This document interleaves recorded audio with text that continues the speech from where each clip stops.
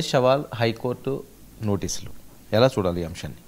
అంటే జోగి రమేష్ అరెస్ట్ అన్నది పెద్ద షాక్ లాగా ఉంది ఇదంతా అంటున్నారు కదా. ఆయన అంతకుముందే కేసు వేశారు, ఈ విచారణ సిబిఐకి అప్పగించాలి అని. దీని మీద వైసీపీ తరఫున ఐ థింక్ ఆయన ఇదివరకున్న ఆయన మాట్లాడారు గట్టిగా. ఆ దాంట్లో ఏంటంటే మొదట పెట్టిన కేసులో పిటిషన్లో జోగి రమేష్ పేరు లేదు కదా, తర్వాత ఇవన్నీ కూడా పెట్టారు, ఆయన ఎవరో చెప్పారని. కాబట్టి ఈ విచారణతో న్యాయం జరగదు, చేయాలని. అంటే ప్రభుత్వం తరఫున వాదించిన ఆయనేమో అడ్వకేట్ జనరల్ ఏమో అరెస్ట్ అయిపోయాడు, ఇంక కేసుకి ఏముంది అంతకు ముందు కదా.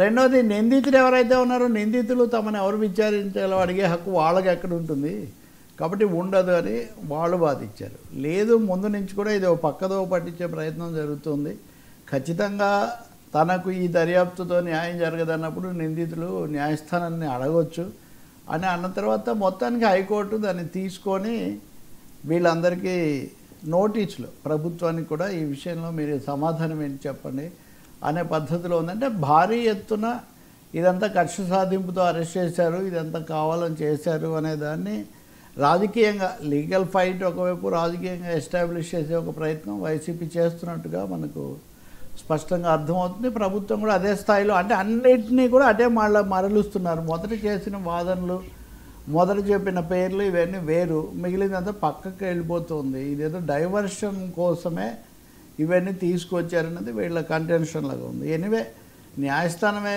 తీసుకొని నోటీసులు ఇచ్చింది కాబట్టి మళ్ళీ వీళ్ళు ఏం చెప్తారు. అయితే దీనివల్ల ఇప్పటికిప్పుడు రమేష్కి ఏదో రిలీఫ్ వచ్చే అవకాశం అయితే ఏమీ లేదు. ఎందుకంటే ఎక్సైజ్ కోర్టుల్లో కూడా ఈ కేసులు విచారిస్తున్నారు. వాళ్ళు కూడా 11వ తారీఖు వాయిదా వేశారు. ఇటు జోగి బ్రదర్సు అలాగే అద్దేపల్లి బ్రదర్సు వీళ్ళందరూ బెయిల్ కోసం వేసిన పిటిషన్లు కూడా అక్కడేం వాళ్ళకి బెయిల్ అయితే రాలేదు. కానీ పొలిటికల్ టర్న్ మటుకు సిబిఐకి అప్పగించినారు. సిబిఐని ఎందుకు నమ్ముతున్నారు, ఇది కూడా పెద్ద ప్రశ్న. మనం ఆ టాపిక్ కూడా మనకు తర్వాత ఉంది. సిబిఐ పట్టు బిగిస్తూ ఉంది జగన్ మీద అనే అభిప్రాయం ఒకవైపు కనిపిస్తుంది. నిన్న మనం కూడా మాట్లాడడం తర్వాత బీజేపీకి చెందిన మాజీ మంత్రి ఆదినారాయణ రెడ్డి నిన్ను మాట్లాడుతూ ఇంకా జగన్కు తప్పదు, మేము దీని మీద చాలా గట్టి చర్యలు తీసుకుంటామని దాదాపు జగన్ మీద ఆయన కుటుంబం మీద కూడా ఆదినారాయణ రెడ్డి మాట్లాడుతున్నాడు. అంటే ఆదినారాయణ రెడ్డి జగన్ స్పెషలిస్టు, కడప వరకు అంతవరకు ఎప్పుడు ఆయన టాపిక్స్ ఎక్కువ మాట్లాడుతుంటారు. కానీ ఒకటైతే నిజం కదా, ఆయన బీజేపీ కాబట్టి కేంద్రంలో ఉన్న బీజేపీ సిబిఐని అదుపు చేసే పార్టీ, ఆ పార్టీ అలా చెప్తున్నప్పుడు ఊరికనే చెప్తున్నారని అనుకోలేం. ఒక విధమైన రాజకీయ వర్గాల్లో నిన్న మనం చేసిన కామెంట్ లాగా జగన్ కేసుల విషయంలో గతం కంటే కూడా బిగించే ప్రయత్నం సిబిఐ చేస్తూ ఉంది. అందుకోసమే 2-3 విషయాల్లో ఆయనకు వ్యతిరేకంగా పిటిషన్లు వేయటం కానీ, అలాగే మాకు తప్పు ఫోన్ నెంబర్ ఇచ్చారనుకోండి, ఆయన తిరిగి వచ్చాక దాన్ని కేసు విచారి అంత లేదు వాస్తవంగా. ఆ మాటే కోర్టు కూడా చెప్పింది.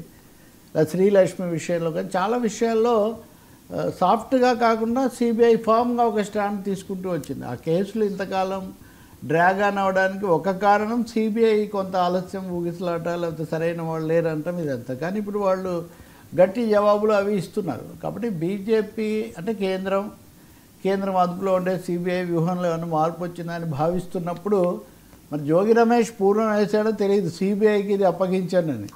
సిబిఐ తలుచుకుంటే సిబిఐ వాళ్ళు ఎప్పుడు దేన్ని విచారిస్తారు, లేదు మనం తెలంగాణలో చూసుకుంటే కూడా సిబిఐకి విచారణ జరపమని కాళేశ్వరంది రేవంత్ రెడ్డి ప్రభుత్వం సిఫార్సు చేసింది. అంతకుముందు ఈయన బండి సంజయ్ కానీ కిషన్ రెడ్డి కానీ కాళేశ్వరంలో 1,00,000 కోట్ల ఇది ఏటీఎం లాగా మారింది ఇవన్నీ మాట్లాడారు.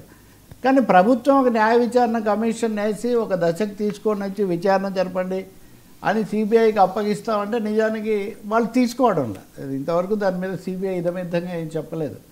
కాబట్టి సిబిఐ చుట్టూ కూడా తెలుగు రాష్ట్రాల్లో చాలా రాజకీయం చాలా నడుస్తున్నట్టుగా ఉంది. ఈ ఉచ్చులోకి ఎవరు వెళ్తారు, ఎవరినది మినహాయిస్తుంది మనం ఇప్పటికైతే చెప్పలేం. కానీ ఈరోజు కూడా చూస్తే మనం కేటీఆర్ కూడా అరెస్ట్ చేయండి, నేను అరెస్ట్కి సిద్ధంగా ఉన్నాను అంటున్నాడు.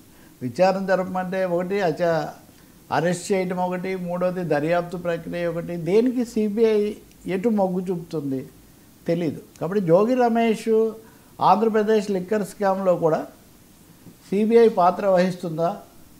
ఇంకో తమాషా కూడా ఉంది. ఇక్కడ కింద ఉన్నది ఎన్డీఏ ప్రభుత్వమే, పైన ఉన్నది ఎన్డీఏ ప్రభుత్వమే. అటువంటిప్పుడు సిబిఐకి అప్పగిస్తే మటుకు ఏం జరుగుతుంది? మరి వైసీపీకి ఏమన్నా వేరే ప్రత్యేకమైన సంబంధాలు ఉన్నాయా? తెలియదు. లేకపోతే హాట్గా ఉన్నప్పుడు ఏదో జోగి రమేష్ పెట్టాడా ఏదైనా అంతిమంగా హైకోర్టు తీసుకునే స్టాండ్ మీద ఇది ఆధారపడి ఉంటుంది. కానీ కేసు అయిపోయింది, ఇంక ఇంతటితో క్లోజ్ అనడానికి అయితే లేదు. ఇంకా అనేక ట్విస్టులు వచ్చే అవకాశమే కనిపిస్తుంది. సార్ జగన్ యూత్ టర్న్ బాధ్యతల మార్పులు ఏంటి జగన్మోహన్ రెడ్డి